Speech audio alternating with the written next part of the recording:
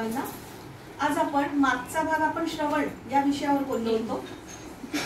मागचा भाग श्रवण हा विषय घेतला होता, त्याचा थोडासा विस्तार आज मी करणार आहे. आपण पाहिलं की श्रवण यामध्ये ऐकणं, समजणं आणि बोलणं या 3 प्रक्रिया सामावलेल्या असतात. म्हणून काय असतं ना की परमेश्वरांनी जेव्हा सृष्टी निर्माण केली तेव्हा 3 प्रकारचे जीव निर्माण केले. म्हणजे कसं की जे हलू शकत नाही, म्हणजे वृक्ष आणि वेली. त्यानंतर जे हलू शकतात पण बोलू शकत नाही, जे प्राणी आणि पक्षी. आणि जे हलूही शकतात आणि बोलूही शकतात, त्यामध्ये येतो मानव.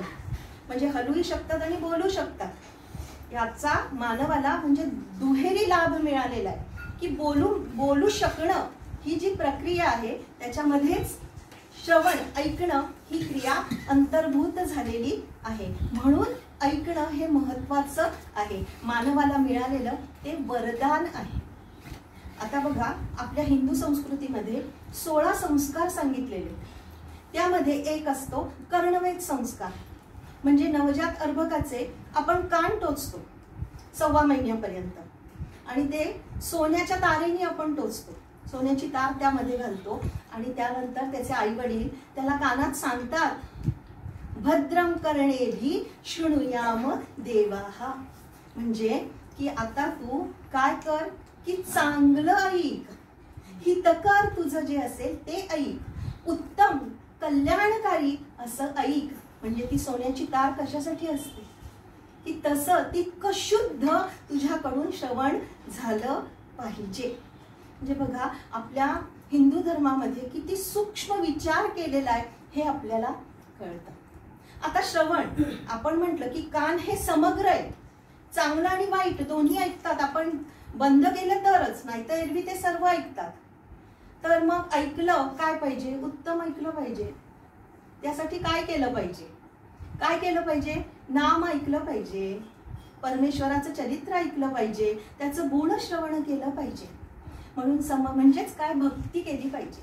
थोडक्यात भक्तीची समर्थ रामदासांनी फार सुंदर आणि सोपी व्याख्या केली आहे की जो विभक्त नाही तो भक्त, ती भक्ती. आणि मधुसूदन सरस्वती जे अद्वैत वेदांताचे विद्वान होते, त्यांनी त्यांच्या भक्ती रसायन या ग्रंथामध्ये भक्तीची व्याख्या केलेली आहे. धृतस्य भागवत धर्मात धारावाहिकतां गतां सर्वेषां मनसोर्वृत्ती भक्तिर्नित्य विधीयते. म्हणजे काय की गुणश्रवण, भगवंताचं गुणश्रवण केल्याने काय होतं तर रस निर्माण होतो आपल्या मनामध्ये. आणि तो रस निर्माण झाल्यामुळे आपलं चित्त जे ना ते द्रवीभूत होतं. ते चित्त द्रवीभूत झाल्यामुळे वृत्ती, सर्वेषा मनसो वृत्ती, आपल्या सगळ्या मनाच्या वृत्ती त्या ठाईच एकवटल्या जातात आणि त्या अखंड प्रवाहित होतात. भक्ती नित्य विधीयते. आणि त्या मनाच्या सगळ्या वृत्ती त्या भक्तीकडे, परमेश्वराकडे लागतात, त्याच्याकडे वाहिल्या जातात, प्रवाहित होतात. म्हणजे आपल्या मनात भक्ती निर्माण होते. म्हणजेच काय की आपण सतत चित्त द्रवीभूत होतं, अखंड प्रवाहित होतं आणि त्यामुळे आपण त्याचाच विचार करू लागतो. याचा अर्थ काय, संधान, अनुसंधान निर्माण होतं. म्हणजे नेहमी ना आपण बघा, मोबाईल किती हल्ली आपण सतत त्या मोबाईलचा वाजला का, काय मेसेज आला हे बघत असतो. पण त्यापेक्षा मला नेहमीच वाटतं की हे अनुसंधान, एक तार त्याच्याशी जोडलेली ठेवावी, तर ती भक्ती. आणि भक्ती ही कशी आहे ना की परमेश्वर मुक्ती लवकर देतो पण भक्ती देत नाही.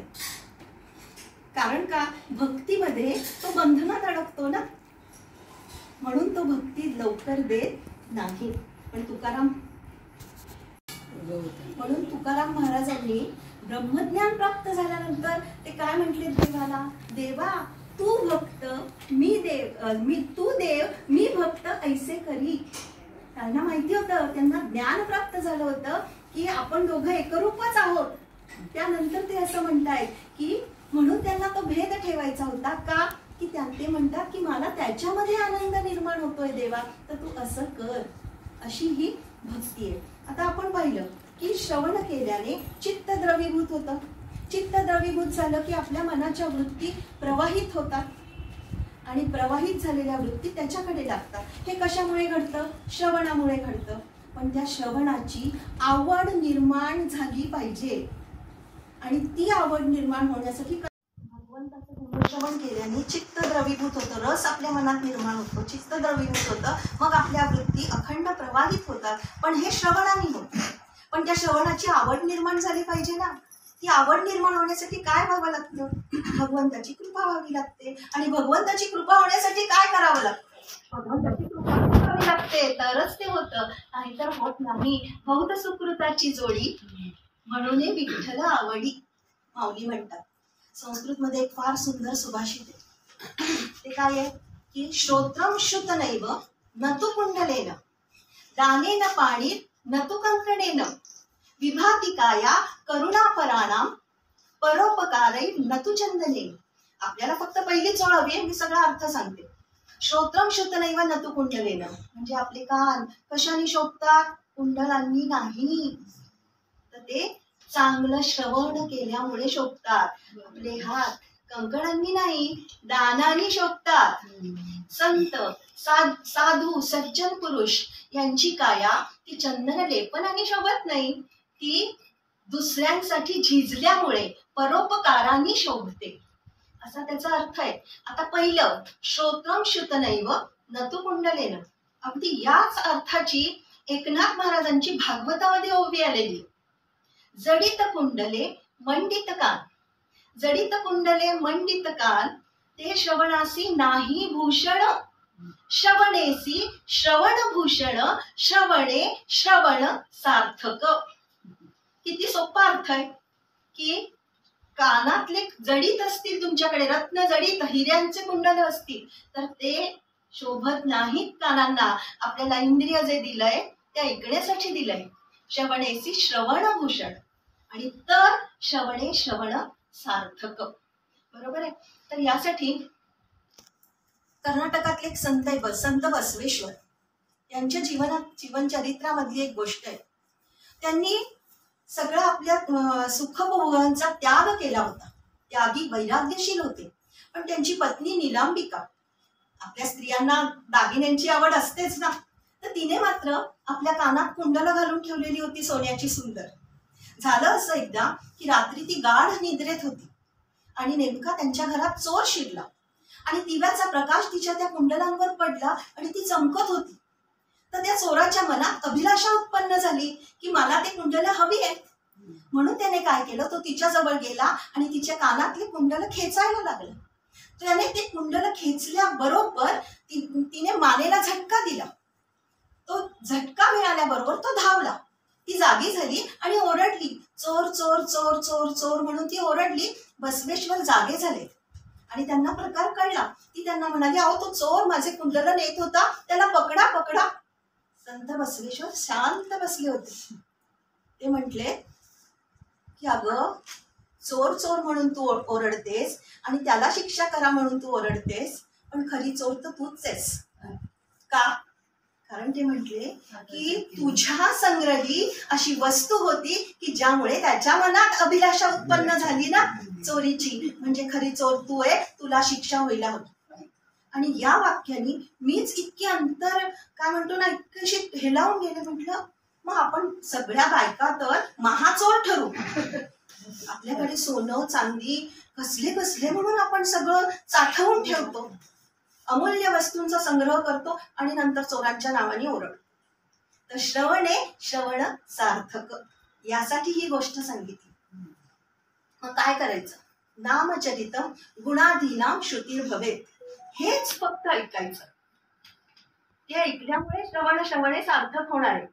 श्रवणाचे दोन प्रकार आहेत, भेदयुक्त श्रवण आणि श्रद्धायुक्त श्रवण. भेदयुक्त श्रवण म्हणजे काय की ज्यामुळे आपलं मन अर्थापर्यंत पोहोचतच नाही, आपल्याला त्याचा अर्थ गमतच नाही, ते भेदयुक्त श्रवण. आणि श्रद्धायुक्त श्रवण म्हणजे काय की ऐकता हरिकथा श्रवण, जेव्हा होते अर्थारूढ मन, ऐका श्रद्धेचे लक्षण.